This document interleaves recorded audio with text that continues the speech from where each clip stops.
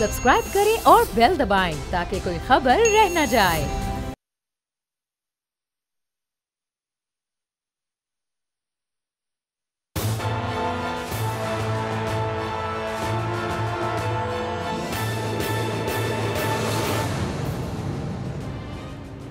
अस्सलाम वालेकुम नाज़रीन, मैं हूं आपका मेज़बान समी इब्राहिम और आप देख रहे हैं प्रोग्राम तजिया। मेरे साथ हैं हमारी को एंकर अलीना इलियास और आज हमें हमारे रिपोर्टर जो इकनॉमिक जो मामलात हैं उनको कवर करते हैं, जनाब उमर हयात, उन्होंने मुझे ज्वाइन किया है। और आज की जो स्टोरी है, दो मामलात पर हम बात करेंगे और ये सारा अहाता करते हैं पाकिस्तान को। एक तो लोगों की जो सिक्योरिटी है उसका क्या आलम है।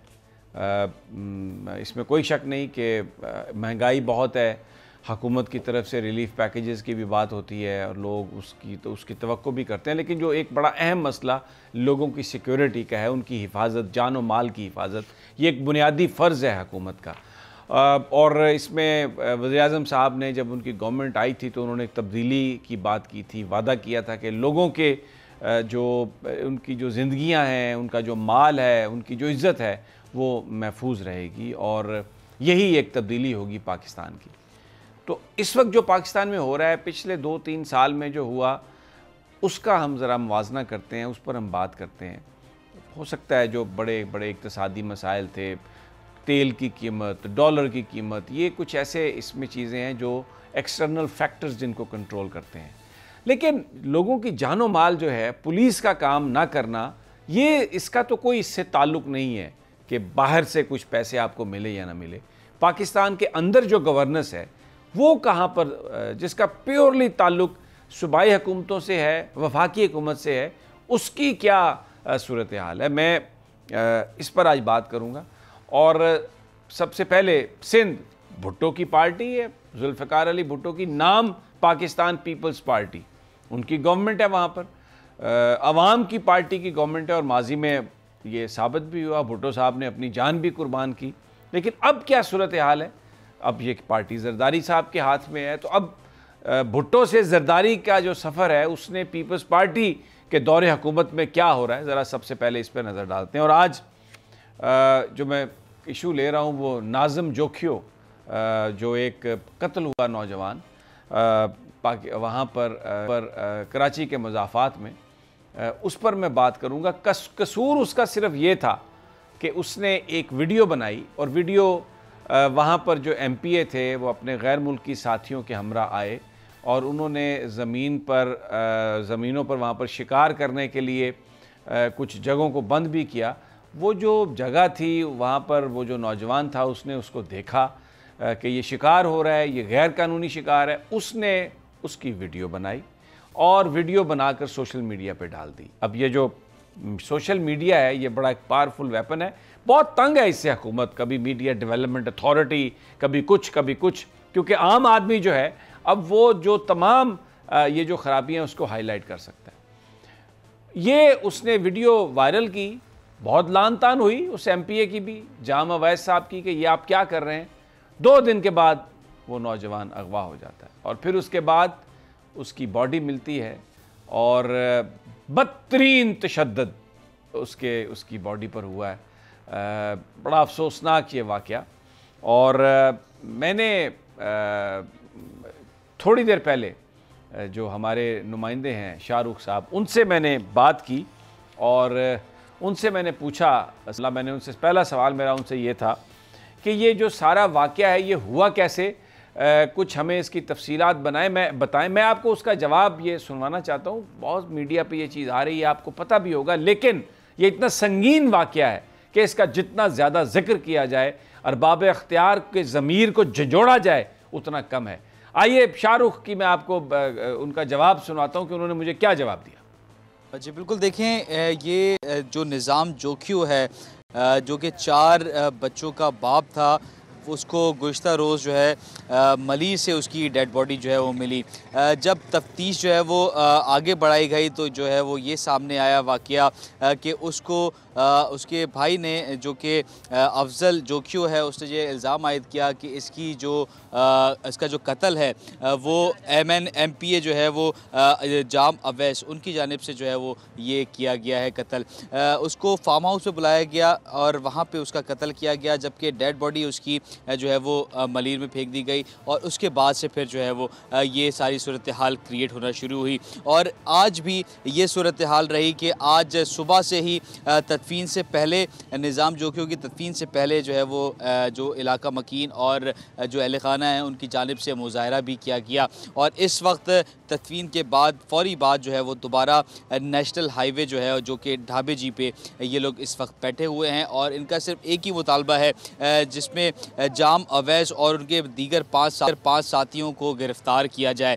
इस वक्त जो है वो कोई कार्रवाई अमल में नहीं लाई जा सकी पुलिस की जानिब से, ना ही इस वक्त जो है वो पुलिस की कोई नफरी यहाँ पे मौजूद है। इस वक्त उनका मुतालबा सिर्फ यही है कि उनकी गिरफ़्तार किया जाए और जो मुल्ज़िमान हैं उनको कैफ़रे किरदार तक जो है उनको अदालत तक जो है वो ले जाया जाए। और अभी सूरत हाल ये है कि इस वक्त मेरा कैमरामैन अगर दिखाए कि इस वक्त मुज़ाहिरीन जो है वो बड़ी तादाद में इस वक्त भी जमा हैं और अहले खाना समेत जो उनके दोस्त अहबाब हैं वो भी यहाँ पे जो है वो इलाका मकीन बड़ी तादाद में इस वक्त यहाँ पे मौजूद हैं और दीगर जो पार्टी के रहनुमा हैं वो भी ताज़ियत के लिए यहाँ पे आए हुए हैं। और इस वक्त भी मुख्तलिफ़ जो है वो समाजी सियासी जो लोग हैं वो भी यहाँ पे आ रहे हैं, ताज़ियत करते हुए जा रहे हैं। मगर जो इस एहतजाज से जो नेगेटिव पॉइंट्स ये है कि जो ट्रैफिक है वो शदीद मुतासिर हो गया है। जो शहरी है जो कि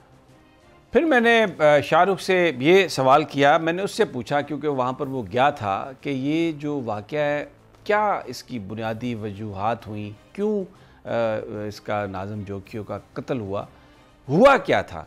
सुन लें, ये थोड़ी देर पहले मेरी उनसे बात थी तो आप क्योंकि उस वक्त शायद शाम का वक्त था तो वो लाइट वाइट होगी तो उससे ये आप मत समझिएगा कि कोई उससे कंफ्यूज होने की ज़रूरत नहीं है क्योंकि ये थोड़ी देर पहले मेरी उनकी कन्वर्सेशन थी। जी, क्या जवाब दिया उन्होंने, सुनवाइए।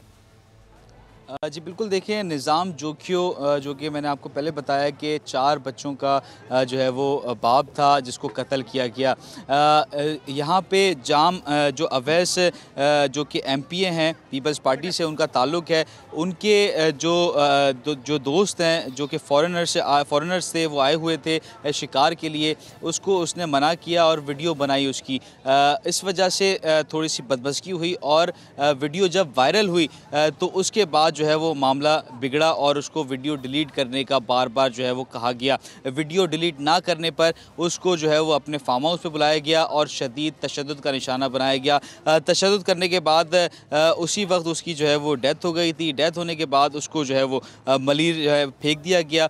मलीर में जो है वो उसकी डेड बॉडी बरामद हुई। उसके बाद फिर उसको जिना अस्पताल मुंतकिल किया गया। वहाँ पर भी जो अहले खाना है बकौल उनके बताया जा रहा है कि उनको शदीद परेशानी का सामना करना पड़ रहा था। वहाँ पे भी जो है वो पोस्टमार्टम नहीं किया जा रहा था, जबकि दीगर जो सियासी PTI की जानिब से सियासी इन्फ्लुएंस जब बढ़ाया गया तब जाके जो है वो पोस्टमार्टम किया गया। और पोस्टमार्टम की रिपोर्ट में जब ये बात सामने आई कि उसको तशद्दुद करके हलाक किया गया है, उसके बिहाफ पे जो है वो मुकदमा भी दर्ज किया गया जिसपे जाम अवैस जो है वो MPA जो हैं उनको नामजद।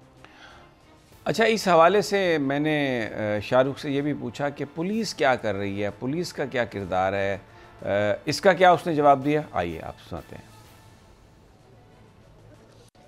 जब मैं आपको बताऊं कि जब उसकी निज़ाम जोखियों की डेड बॉडी जो है वो मलीर की हदूद से जो है वो मिली, उसके बाद जब तफ्तीश के दायरा कार जो है वो पुलिस ने बढ़ाया तो सियासी इन्फ्लुएंस जो है वो मज़ीद जो है वो बढ़ता चला गया और सियासी दबाव कराची पुलिस पे अब से नहीं है, पहले से जो है वो चलता हुआ आ रहा है, जिसमें जो अमीर से अमीर लोग होते हैं, जो पीपल्स पार्टी के और जो दीगर जो अहम शख्सियात हैं, उनका जो है वो सियासी इन्फ्लुएंस जो है वो ज़्यादा होता है, जिसकी वजह से जो आम शहरी हैं उनका जो है वो कानूनी कार्रवाई उनके ऊपर नहीं की जा सकती, क्योंकि जो सियासी इन्फ्लुएंस है, पुलिस के जो एहलकार हैं, जो अफसरान हैं, वो सियासी इन्फ्लुएंस ज़्यादा रखते हैं।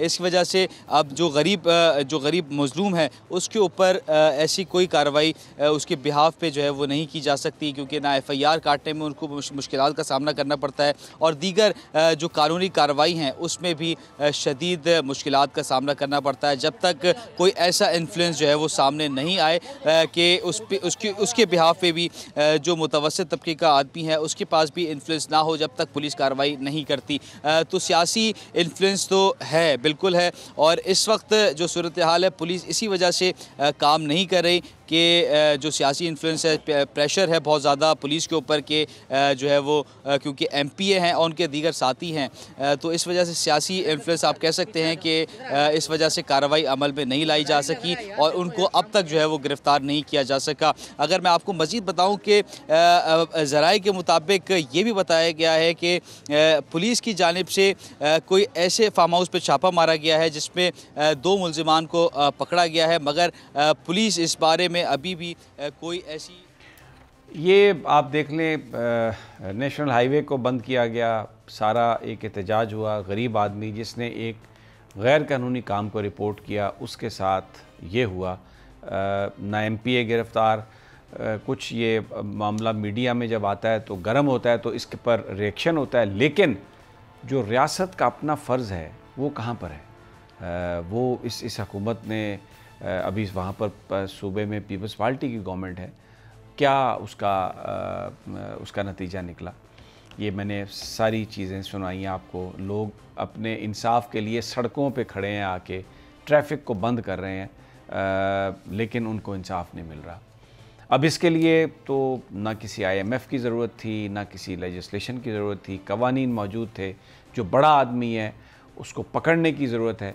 वज़ीर-ए-आज़म साहब कहते थे कि पाकिस्तान ऐसा बनाऊंगा, 2 पाकिस्तान नहीं होंगे, 1 पाकिस्तान होगा। ये आपने वीडियो देख ली, मुझे आप बता दीजिए कि ये 2 पाकिस्तान है, 1 पाकिस्तान है। सिंध में ये दुरुस्त है कि ये पीपल्स पार्टी की गवर्नमेंट है और वहाँ पर ये जो सारा मामला है बराह रास्त उनकी रिस्पॉन्सिबिलिटी है, लेकिन मैं अभी आपको अगले वाक़यात मैं आपको दिखाता हूँ सारे आज, जिससे आप ख़ुद फैसला कर लीजिएगा कि इस हमाम में सब नंगे हैं।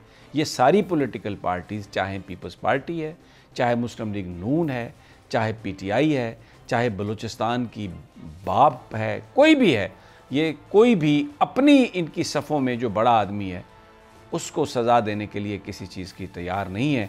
और अगर सफ़र कर रहा है तो वो गरीब आदमी कर रहा है, तो कहाँ गई वो तब्दीली? ये सारे ढोंग, ये सारे ढकोसले, ये सारी जो गुफ्तगू की जाती है मुझे और आपको धोखा देने के लिए की जाती है।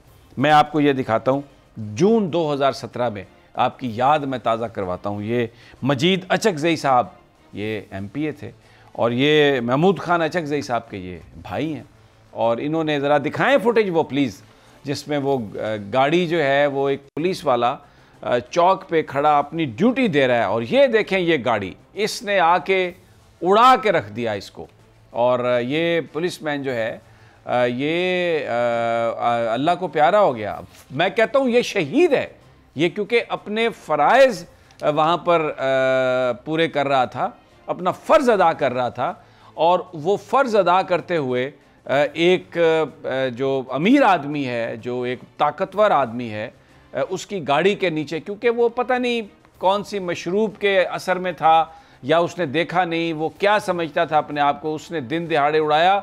CCTV पर इसकी फुटेज है, लेकिन मजीद अचकज़ई रिहा हो गए, उनको कोई किसी तरह की सज़ा नहीं हुई। वज़ीर-ए-आज़म साहब, ये जनाब ये पाकिस्तान है जिसका वादा था कि ये 1 पाकिस्तान होगा, इसमें 2 कानून नहीं होंगे, इसमें 3 कानून नहीं होंगे, ये गरीब और अमीर का 1 पाकिस्तान होगा। लेकिन ये जो मजीद अचकज़ई की गाड़ी के नीचे आके जो शहीद हुआ पुलिस वाला, उसके ख़ानदान के लिए ये 2 ही पाकिस्तान है।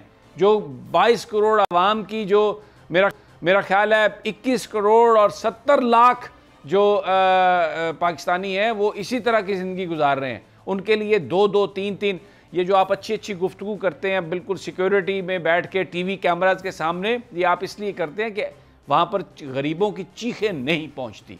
और ये मैं कोई पॉलिटिक्स पे बात नहीं कर रहा। फिर जनाब आ जाते हैं, मैं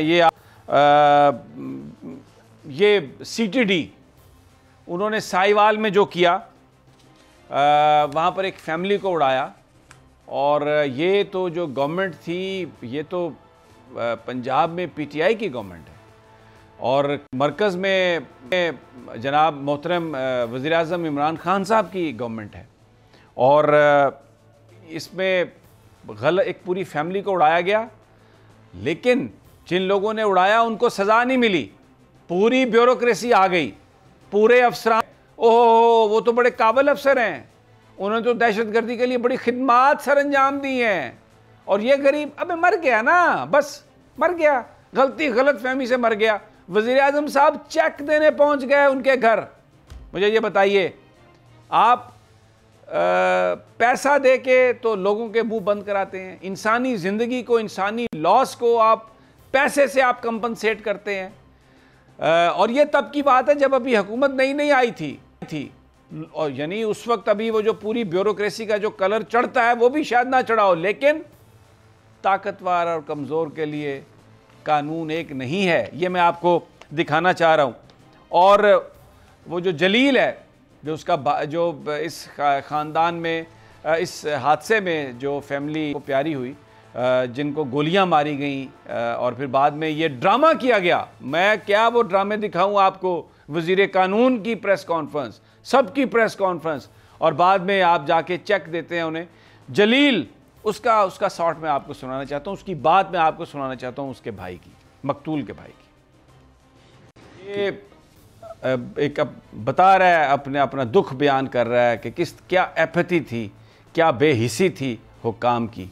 वज़ीर आज़म साहब ने जाके कुछ पैसे उनको दिए, ज़ाहिर है गरीब लोग हैं, अगर पैसे ना भी लें तो क्या करें। लेकिन मैं बताना ये चाह रहा हूँ कि सज़ा, जब तक आप सज़ा नहीं देंगे, लोग पैसे के बलबूते पर छूटते रहेंगे, लोग बचते रहेंगे, उस वक्त तक यहाँ पर कुछ नहीं हो सकता। और फिर आपको एक सिंध का एक और वो नकीबुल्लाह जो केस है, वो उस खूबसूरत नौजवान को जिस बेदर्दी से मारा गया, राव साहब ने, जो वहाँ के बड़े मशहूर पुलिस ऑफिसर हैं, पता नहीं किस किस की वो हिफाजत में हैं, कौन कौन उनके साथ पीछे खड़ा होता है, और बड़े ताकतवर वो शख्सियत हैं राव अनवार साहब। उन्होंने वो जो पुलिस मुकाबले में उसको उड़ाया, उसका वालिद क्या कहता है, आइए मैं आपको उसकी गुफ्तगू सुना देता हूँ। अच्छा, बहुत दूर जाने की, ये तो चलें सिंध के वाक़यात हैं, बलूचिस्तान के वाक़यात हैं, एक मैंने पंजाब का वाक़या आपको बताया, ये मेरे सामने पड़ा हुआ अभी उसामा सती, नौजवान बच्चा, यही इस्लामाबाद में। मैं देखें, एक वाक़या होता है ना, तो अगर उस वाक़े के बाद जिन लोगों ने ये जुर्म किया, अगर आप उनको सज़ा दे दें, अगर वहाँ पर उनको बचाने के लिए इदारे और ताकतवर लोग ना आएँ, तो ये वाक़या दोबारा ना हो। मेरे इस प्रोग्राम का मकसद सिर्फ ये है। उसामा सती का वाक़या हुआ और यहाँ पर उस नौजवान को पुलिस ने गोलियाँ मारी। मुझे ये बताइए, क्या हुआ उन पुलिस वालों का? क्या किसी ने आज तक मुझे बताएं, अगर कहीं कोई सज़ा हो भी गई हो तो क्या फाइनल स्टेजेस पे जाके कोई बंदा जिसने ये जुर्म किया हो लॉ इन्फोर्समेंट में, या कोई बड़ा आदमी, आज तक को फांसी लगा? नहीं, क्योंकि कानून उसको प्रोटेक्ट करता है। किस रियासत जो है वो आ जाते हैं सारे कि जनाब ये तो हमारा अपना बच्चा है, ये तो हमारा साथी है, इससे गलती हो गई, और वो ख़ानदान, वो बच्चे, उनकी फैमिलीज़ इंसाफ के लिए दर बदर ठोकरें खाते हैं। और अगर आप इसकी ज़्यादा बात करें तो आपका भी अंजाम वही होता है जो नाज़िम जोखियों का हुआ। आप भी किसी ने, आपको डराया जाता है, आपको पकड़ लिया जाएगा, किसी और केस में पकड़ लिया जाएगा।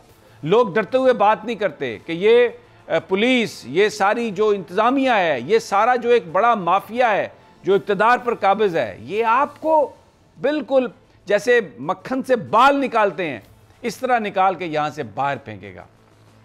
मैं आपको उसामा सती के मैं आपको उनकी गुफ्तगू सुनवा देता हूँ, सुनिए ज़रा। अच्छा जी, अब ये पीटीआई की मैं गवर्नमेंट का आपको दिखाया सारा। अब आप ज़रा आ जाइए, नवंबर 2015 में पंजाब में जनाब शहबाज शरीफ साहब की हुकूमत थी, नून लीग की गवर्नमेंट थी, बड़े इस वक्त अपोजिशन में हैं। रोज़ाना उनके जो बयानात आते हैं ऐसा लगता है कि उनसे कोई पवित्र और इस पार्टी से कोई साफ़ सुथरा बंदा ही नहीं था। ठीक है जी, आपके बयानात हैं सर तस्लीम खम, आप लोग आपको पसंद करते होंगे। जैन कत्ल केस, जनाब वो सदीक कांजू साहब के बेटे मुस्तफ़ा कांजू साहब की फायरिंग, और वो एक नौजवान बच्चा जैन 16 साल का, वो बेचारा, ये क्या खूबसूरत बच्चा था, क्या उसके वालिदैन के ख्वाब होंगे, क्या उस बच्चे के अपने ख्वाब होंगे। वो गोली लगी और इस ताकतवर बाप के ताकतवर बेटे ने, जिसका बड़ा ताल्लुक़ था हुक्मरान जमात से, गोली मारी। हाई कोर्ट के हुक्म पर इनको गिरफ्तार किया गया, इंसाफ नहीं मिला। मुस्तफ़ा कांजू साहब बखैरियत हैं, घूम फिर रहे हैं, ज़बरदस्त मस्ती, पार्टी, फुल बैठक। और वो आप जाए ना उधर सिंध में तो वो आपको मिलते हैं लोग, दोस्त आपके, तो वो कहते हैं अस्सलाम वालेकुम बाबा, रात कचहरी करेंगे ना, सही बैठेंगे ना, रात बैठक करेंगे, उसमें बहुत मशरूब होते हैं। इसी तरह पंजाब में भी आप यहाँ पर जाएं, रात को महफिलें होती हैं। ये वो ताकतवर लोग हैं और ये सब इसलिए करते हैं कि कोई इनको पकड़ नहीं सकता। कानून ने कभी इनको सज़ा नहीं दी।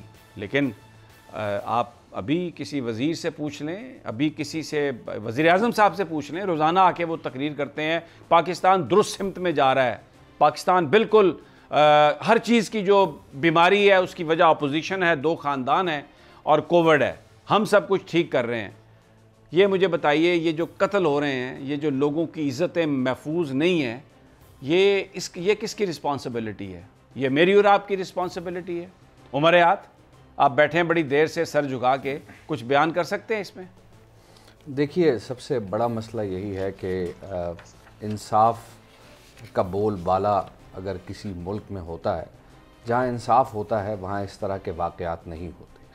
अगर इंसाफ ना हो तो ऐसे वाक़यात फिर जन्म लेते हैं, कातिल आज़ाद घूमते हैं और गरीब जो है वो उसके लिए सबसे बड़े मसाइल पैदा होते हैं।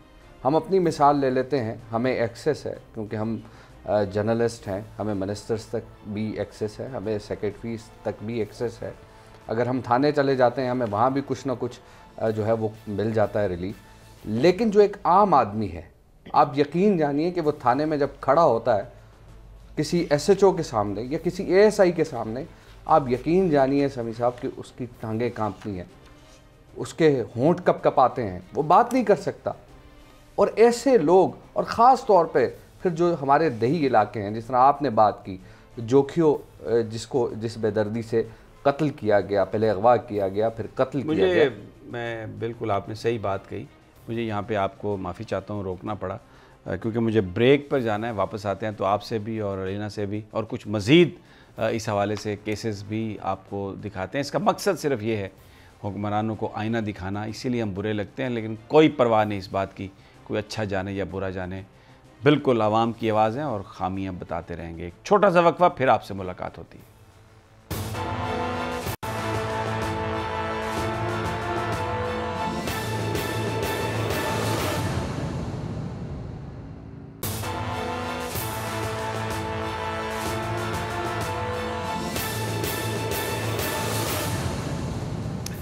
वेलकम बैक नाज़रीन। हम पाकिस्तान की जो सूरत हाल है, जिस तरह गरीब आदमी के साथ जो हो रहा है, ना उसको इंसाफ मिलता है, ना उसको रोज़गार मिलता है।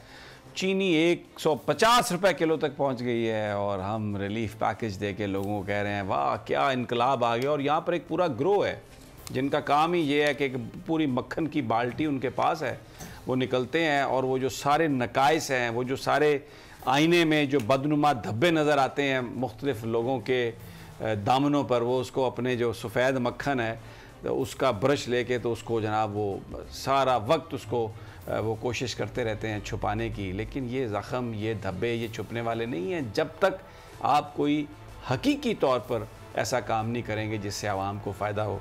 अलीना, मैं अभी आपको उम्मे रुबाब उसका मैं शॉर्ट सुनवाता हूँ। अब ये देखें, ये पुरानी बात है, ये पीपल्स पार्टी के ज़माने की बात है, 2012-15 की बात है शायद। अब मुझे ये बताइए कि अब मैं ये बेसिकली हर पार्टी, हर पॉलिटिकल पार्टी, उसके अंदर जो ताकतवर लोग हैं उनको कोई कुछ नहीं कह सकता। आइए जरा सुन लें वो क्या कह रही है। फिर मैं आपको एक और केस जो है, शाहजेब केस, ये 2012 का है, पीपल्स पार्टी का ज़माना था। बासर अफराद थे और उन्होंने कत्ल किया पुलिस ऑफिसर के बेटे का, इकलौता बेटा था वो। शाहरुख जतोई गिरफ्तार हुआ, अदालत से मुजरम भी करार हुआ, लेकिन दियत और दूसरे कवानीन, ताकतवर लोगों के पास पैसा है, हर चीज़ को ख़त्म करा लेते हैं। स्टेट कहाँ गई, रियासत कहाँ गई, जिसका काम ये है कि वो प्रोटेक्ट करे मजलूमों को, क्योंकि पहले मारते हैं फिर अपना इन्फ्लुएंस इस्तेमाल करके आके पैसे से खरीदने की कोशिश करते हैं हर एक को। किसी अंजाम को ये केस नहीं पहुंचा। लीना, व्हाट डू यू से? समी साहब, ये जो आप स्टोरीज कर रहे हैं, चाहे इसमें पीपल्स पार्टी की बात करें, पीटीआई की बात करें या इमरान खान साहब की बात करें, ये मसला जो है वो इलेक्टेबल्स का मसला है। देखिए, यहाँ पर जो सियासत हो रही है, या तो वो जमींदार कर रहा है या वडेरा कर रहा है, इसके अलावा तो किसी को वोट नहीं मिलता। अक्सर हम ये सुनते हैं ट्रांसफर पोस्टिंग के इशूज आ रहे होते हैं, फलाना एमएनए जो है वो नाराज हो गया, फलाना वजीर नाराज हो गया कि जी हमारी पसंद का जो है वो एसएचओ नहीं लगाया गया। ये एसएचओ क्यों लगाते हैं? क्योंकि ये चाहते हैं कि ये जो सारा कानून है, जो एसएचओ है, जो पूरा सिस्टम है, ये इनकी जेब में रहे, ताकि जब ये इस तरह की हरकतें करें तो एक तो इलाके में डर और खौफ रहे, ताकि ये दूसरी दफा अपना जो है वो वोट वहां से कायम कर सकें, और दूसरा ये है ताकि ये जो एक सिस्टम है, जो एक विशियस सिस्टम है, इसका हिस्सा बने। और बड़ी बदकिस्मती के साथ मैं यहाँ पर एक बात कहना चाहूंगी कि जब इलेक्शन हो रहे थे, अभी रिसेंट जो इलेक्शन हुए हैं इमरान खान साहब के, जब हो रहे थे तो कहा गया था कि उन लोगों को वोट दिए जाएंगे, उन लोगों को टिकट्स दी जाएंगी जो कि पुराने जो है तहरीके इंसाफ के लोग हैं, लेकिन उनको नहीं दी गई। 11th आवर पे इलेक्टेबल्स को जो है वो ये जो है वो उन्होंने वो दी सीट्स दी।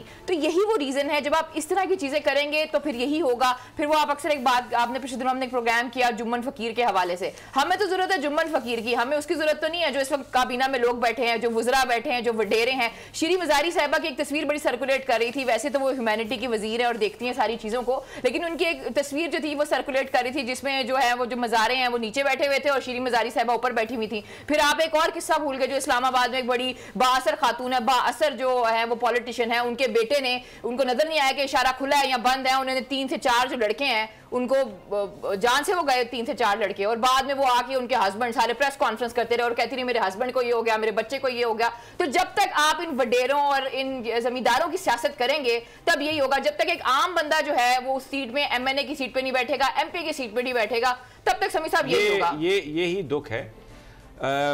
गवर्नेंस के प्रॉब्लम आते हैं, इंटरनेशनल प्रेशर आते हैं, डॉलर की प्राइस समझ में आती है, और जो चीज़ें हैं जिन पर अमेरिका प्रेशर डाल रहा है, IMF डाल रहा है, सब समझ में आती है, और कौम आपको उस हवाले से मार्जिन देने के लिए तैयार हैं, बेनिफिट ऑफ डाउट देने के लिए तैयार हैं।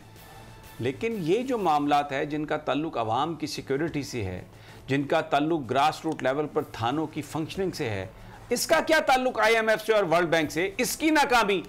अब आप इसलिए आपने आज तक इसलिए किसी RPO को तब्दील नहीं किया कि वहां पर मामला जो है किसी गरीब आदमी की इज्जत बेइज्जती का है। हाँ, अब RPO शेखुपुरा, RPO लाहौर, तहरीक लब्बैक के जुलूस क्यों नहीं रोके आपने? इस काम के लिए आप पुलिस वालों को तब्दील कर सकते हैं, सबको तब्दील कर सकते हैं, क्योंकि ये आपके सियासी मकासद के हसूल की बात है, ये अवाम की फलाह बहबूद की बात नहीं है। माफ़ी चाहता हूँ समा खराशी की, आपको बातें अच्छी नहीं लग रही होंगी, बहुत बुरा मैं लग रहा हूँ, लेकिन क्या करूँ, ये अवाम के मसाइल हैं। मैं एक और बात करना चाहता हूँ। आज वज़ीर-ए-आज़म साहब ने बड़ी एक अच्छी बात कही, जिसमें उन्होंने कहा कि मैं करप्ट लोगों के साथ हाथ नहीं मिला सकता। मेरी कोई ज़ाती दुश्मनी नहीं है इन दोनों ख़ानदानों से, और मेरे तो बड़े अच्छे ताल्लुकात थे, लेकिन अरबों रुपए की करप्शन की है इन्होंने, तो मैं तो इनसे बिल्कुल हाथ नहीं मिला सकता। आइए ज़रा उनकी बातें सुन लेते हैं। बड़ी ज़बरदस्त बात की है इमरान खान साहब ने, क्या बात कही है, काश इस पे वो अमल भी करते। मेरा दुख ये है, अब मैं वो उस कल्ट में नहीं हूँ जो उनकी पूजा करता है, उनकी सपोर्ट हम करते हैं जब वो अच्छी बात का वादा करते हैं, लेकिन जब उन्हें मौका मिलता है, जब अगर वो काम ये नहीं करते, तो फिर हमारा काम है कि उनको हम याद दिलाएं। ये बड़ी अच्छी बात की आपने, आप हाथ नहीं मिलाना चाहते, इसका मतलब है कि आप उन्हें एक्सेप्ट कर लेते हैं। तो जिन लोगों को आपने अपने साथ काबीना में बिठाया हुआ, मैं नाम लूँ उनके ऊपर भी बड़े अरबों रुपए के, करोड़ों रुपए के चार्जेस हैं। ये शौकत तरीन साहब नैब ज़दा हैं, अभी तक नैब से तो इनका नाम ही क्लियर नहीं हुआ, ये तो सजा याफ्ता हैं उस लिहाज से कुछ छोटी अदालतों से। या चलें, अभी अपना नाम नहीं क्लियर कराया होगा उन्होंने, उनके ऊपर केसेस होंगे। ये रिंग रोड का मामला था, जुल्फी बुखारी साहब, कोई उनका ECL में नाम नहीं डला, मर्जी से बाहर जाते हैं, मर्जी से इधर आते हैं, और वो छपती हैं तस्वीर उनकी पूरी की पूरी, आपकी PTI वहाँ पर उनके पास बैठी होती है। और अगर आप मालम जब्बा के किरदार अगर आपको याद नहीं है तो मैं नाम नहीं लेता, सबके मैं नाम ले देता हूँ। वो किस तरीके से हुकूमत में रहे, पिछले 3 साल आपके साथ रहे, किस तरीके से उन्होंने अपनी चिट क्लियर करवाई। अच्छी बात है कि जिन पर करप्शन के चार्जेस हैं आप उनसे हाथ ना मिलाएं, लेकिन फिर अक्रॉस द बोर्ड मिलाएं ना। जो आपकी मुखालिफ सियासी जमात में हैं, जो आपकी हुकूमत को चैलेंज करते हैं, उनको तो आप कहते हैं जी वो बड़े करप्ट लोग हैं, मैं उनके साथ हाथ नहीं मिलाऊंगा। और अपनी सफ़ों में आपने वजीर रखे हुए हैं, आपके साथ बैठे हुए हैं। मैं और कहें तो मैं कईयों के नाम ले देता हूं आपको। आपकी वफाकी काबीना में वो लोग हैं जिनके ऊपर चार्जेस हैं, करप्शन के चार्जेस हैं, करोड़ों अरबों रुपए के चार्जेस हैं। उनको भी निकाल बाहर करें आप। किन किन से आपने हाथ मिलाए हैं, किन किन लोगों को आप अपने साथ आपने अपना लाइज भी बनाया। अब ये अगर आप यकतरफा एक इस तरह से बात करेंगे तो फिर इसका मतलब ये है कि आपकी बात जो है ना वो सिर्फ एक बात है। You just say to appease the people but perhaps you don't mean it. Umar Hayat, मुझे ज़रा रहनुमाई फरमाएं अगर मैं गलत कह रहा हूं तो। कल वज़ीर आज़म इमरान खान ने कौम से खिताब के दौरान एक बात की। उन्होंने कहा कि मीडिया तामीरी तनकीद करे, लेकिन जब मीडिया तामीरी तनकीद करता है तो फिर इनको बर्दाश्त नहीं होता। मुझे फैज़ साहब का एक शेर याद आ रहा है कि हम परवरिश लोहो कलम करते रहेंगे, जो दिल पे गुजरती है रकम करते रहेंगे। हम जो सच है वो आवाम के सामने लाएंगे। जैसे कि आज आपने बात की, हम इंसाफ की बात करते हैं, आवाम को इंसाफ मिलना चाहिए। हम वो बातें कर रहे हैं कि जिन बातों पे आपने हमें बताया कि जनाब इतने डॉलर अगर 1 रुपया बढ़ता है तो मुल्क पर 100 अरब रुपए कर्ज बढ़ता है। आपने ये कहा कि जब पेट्रोल की कीमत बढ़े तो ये जान लो कि हुक्मरान चोर है। ये अवाम को आपने बताया है और ये कंटेनर पे खड़े होकर बताया। आज अगर अवाम ये बात करती है तो ये आपकी बुनियादी जिम्मेदारी बनती है कि आप उसको एड्रेस करें। इंसाफ की बात तो एक तरफ, लेकिन मुल्क में जो महंगाई है, मुल्क में जो इस वक्त इकनॉमिक सिचुएशन है, वो इस सिमत, इस दोराही की जानिब जा रही है कि आप कह रहे हैं कि हम ग्रोथ जोन में हैं, लेकिन हमें तो नहीं लग रहा कि आप ग्रोथ जोन में हैं, बल्कि हमें तो ये लग रहा है कि मज़ीद हमारी जो मईशत है वो इस वक्त एक गिरती हुई मईशत के तौर पे सामने आ रही है, उभरती हुई मईशत के तौर सामने नहीं आ रही। अब आपने जो बात की कि जिन लोगों को उन्होंने कहा कि करप्ट लोगों से हाथ मिलाना पसंद नहीं करता, तो ये जब चेयरमैन नैब की तकर्री की बात आती है तो आप फिर किसी और रास्ते से अपोजिशन से बात करते हैं, लेकिन आप डायरेक्टली बात नहीं करते।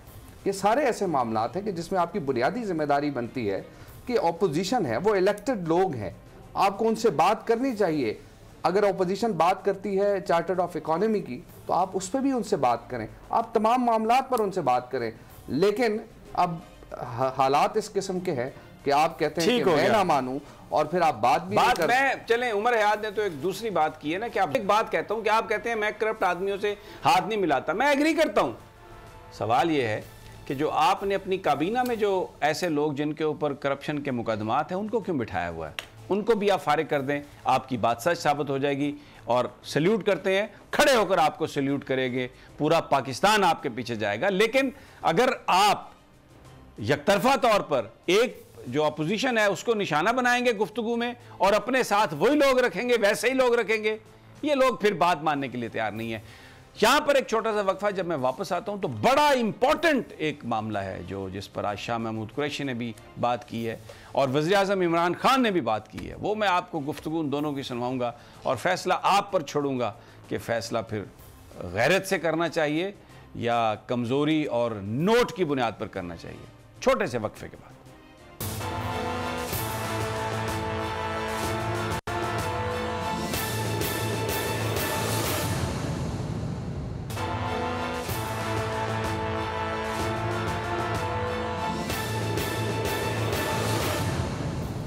वेलकम बैक नाजरीन। पिछले दिनों जब जलूस निकल रहे थे जीटी रोड पर और बड़ी उन दिनों ये बात हुई कि बड़ा नुकसान हो जाएगा अगर फ़्रांस के सफ़ीर को कुछ कहा खुदा न खास्ता पता नहीं क्या हो जाएगा, पाकिस्तान ही बर्बाद हो जाएगा। और अब यार लोगों ने ऐसी ऐसी कहानियाँ तावीलें दी और कहा कि भाई नहीं नहीं नहीं, ये तो बिल्कुल नोट नहीं मिलेगा तो ये तो ज़ाया हो जाएगा पाकिस्तान। और $10 बिलियन की बात हुई, बहुत ज़्यादा बात की। मैं वज़ीर-ए-आज़म साहब जो कहते रहे, ये उन्होंने अभी हालिया भी कहा, ये थोड़ा सा पुराना शॉट है, लेकिन जो उन्होंने गुफ्तगू वो करते थे फ्रेंच एम्बेसडर के हवाले से, मैं आपको वो सुनवाना चाहता हूँ। सबसे पहले ज़रा वो सुन लें। बिल्कुल सही बयान फरमा रहे हैं वज़ीर-ए-आज़म। एक्सपोर्ट बंद हो जाएगी, मुल्क में बेरोज़गारी फैल जाएगी। एक नक्शा उन्होंने खींचा, बहुत सारे लोग उनकी इस राय से मुत्तफ़िक नहीं थे, इसलिए कि अगर एक तरफ नामूस रिसालत हो और दूसरी तरफ चाहे पूरी दुनिया की दौलत हो, कोई परवाह नहीं। ये कायनात जिनके नाम से बनी, जिनके नाम की वजह से बनी, जिस खालिक ने ये कायनात बनाई, वो चाहे तो अगर बादल ना भी हों तो बारिश हो जाए, वो अगर चाहे, ये अकीदा है मेरा और आपका भी अकीदा है। लेकिन आज शाह महमूद कुरैशी ने एक बात कही जो बहुत सारे लोग करते थे कि दौलत में मत तोलें आप चीज़ों को। गैरत की जहां बात आ जाती है, कौमों की इज्जत की जहां बात आ जाती है, जहां मेरे आका की बात आ जाती है, वहां पर नोट दौलत मत बताओ, इसलिए कि पूरी कायनात जो है वो सारी की सारी उनके जो पांव के नीचे किसी एक जर्रे के बराबर भी नहीं है। शाह महमूद कुरैशी ने आज बड़ी ज़बरदस्त बात की, मैं आपको वो सुनवाना चाहता हूँ। शाह महमूद कुरैशी साहब, प्लीज़ ये तकरीर काबीना में भी कर दें आप जाके। वज़ीर-ए-आज़म साहब और काबीना के वो सारे लिबरल दानिश्वर, उन्हें उनके सामने ये तकरीर कर दें कि ये जो नोट की ग़ुलामी है, IMF की ग़ुलामी है, ये जो फ्रांस की ग़ुलामी है, ये जो अमेरिका की ग़ुलामी है, इससे निकल आएँ आप। गैरत और इज़्ज़त और अपने आका की नामूस के आगे कुछ भी नहीं है, कोई चीज़ नहीं है। प्लीज़ मेरी आपसे ये इल्तिजा है कि काबीना में ये जाके तकरीर करें। अगर थर के लोगों को गैरत से और इज़्ज़त से जीने की आप बात कर रहे हैं, तो पूरा पाकिस्तान भी गैरत और इज़्ज़त से जीने की बात कर रहा है। और जो लोग आका की नामूस की बात कर रहे हैं, वो भी गैरत और इज़्ज़त की बात कर रहे हैं। नोटों से मत तोलें, ये GSP प्लस $10 बिलियन, ये तौहीन मत करें ये चीज़ें, ये बातें करके।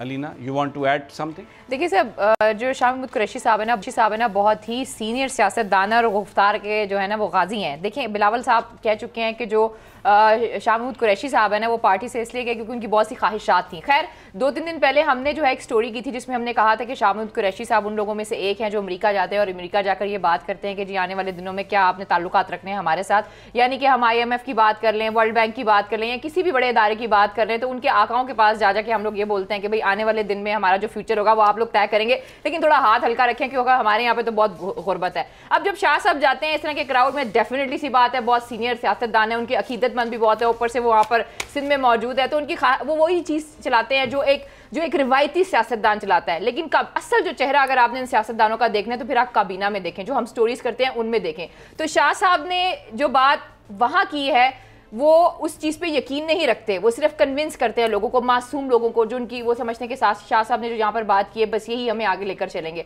लेकिन शाह साहब के हवाले से और भी तो बड़ी बातें आ रही हैं ना कि और कौन कौन सी ख्वाहिशें रखते हैं। दूसरी बात ये है देखें उमर यार, बात ये है कि जब आप ये बड़ी अच्छी बात है जो वो कह रहे हैं कि इज्जत से जिएं, गुलामी से निकलें, और ये नोट की बदले वोट आप ना दें, असूल पर खड़े रहें, बुनियादी मकसद ये है। तो एक सीधी सी बात है, यहाँ पर भी एक असूल की बात है ना। एक मुसलमान के लिए जो नामूस रिसालत है, जो मेरे आका का नाम है, उसके लिए जान भी कुर्बान, पूरा पाकिस्तान अपनी जान कुर्बान देने के लिए तैयार है, हर कोई, उसमें हुकूमत के लोग भी शामिल होंगे, उसमें जो हमारी लॉ इन्फोर्समेंट है वो भी शामिल होगी, सारे पुलिस भी, सब जो भी मुसलमान है वो उसका दिल जो है वो आका की मोहब्बत से कोई हटा हुआ नहीं है। और किसी को ना सर्टिफिकेट देने की ज़रूरत है ना लेने की ज़रूरत है। हम सब मुसलमान एक दूसरे से, हम ये समझते हैं कि ज़्यादा उनके नाम से मोहब्बत करते होंगे, लेकिन जो आप तकरीर वहाँ पर कर रहे हैं वो फार्मूला, वो कुलिया आप ले आए ना, पाकिस्तान पर भी अप्लाई कर दें।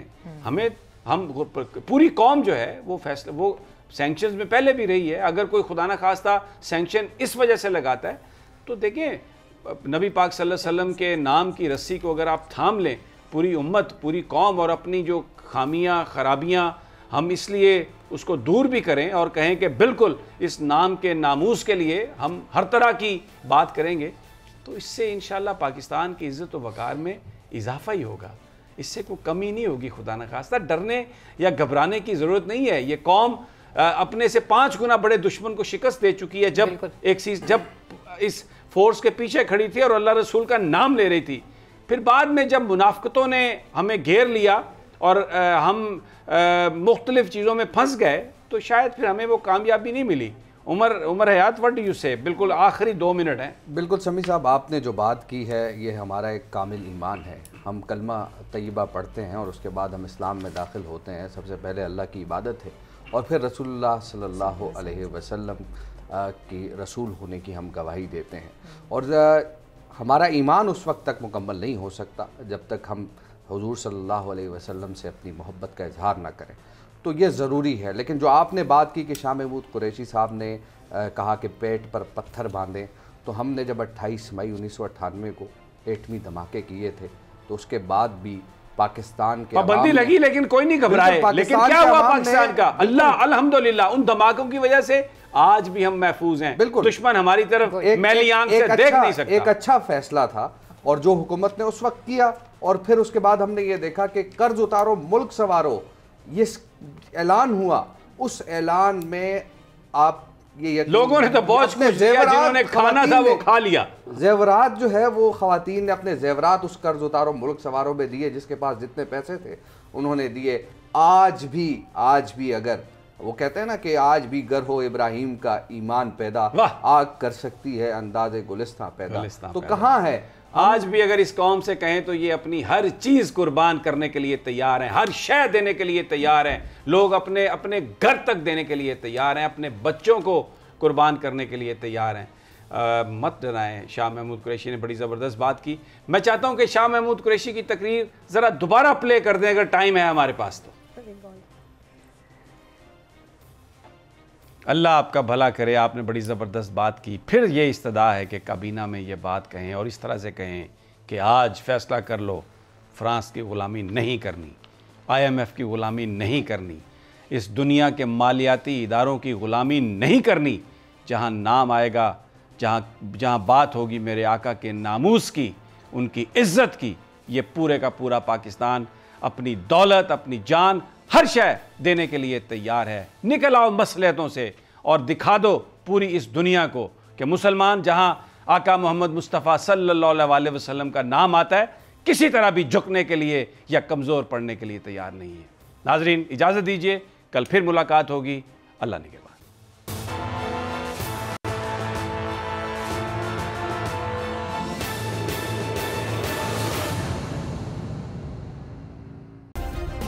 सब्सक्राइब करें और बेल दबाएं ताकि कोई खबर रह न जाए।